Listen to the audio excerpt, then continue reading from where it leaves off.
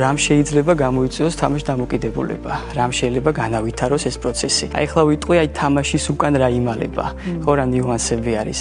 მოდი მე ახლა ჩამოვთვლი იმ ფაქტორებს, რომლებიც კვლევებით დასტურდება და ყველაზე ხშირად რაც იწვევს აი თამაშ დამოკიდებულებას, მიზეზებს კი.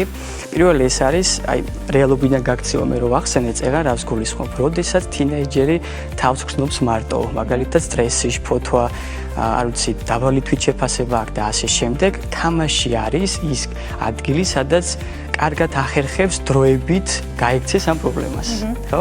შესაბამისად, არც არის გასაკვირი, რომ ეს ზრდის აი ამ რისკ ფაქტორს. მეორე ფაქტორი ეს არის სოციალური ნიუანსები, ახლა რას გულისხმობ? როდესაც თინეიჯერს მაგალითად უჭირს კონტაქტი თანატოლებთან, მეგობრებთან, რეალურ სამყაროში, ოჯახის წევრებთან.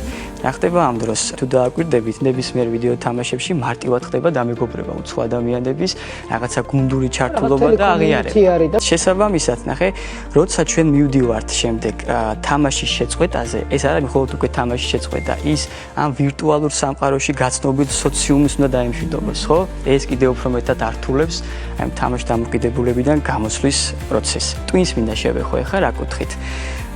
ისე არის მოწყობილი ეს ვიდეო თამაშები, რომ ხშირად აწვდიან ხოლმე ჯილდოს მოთამაშეებს.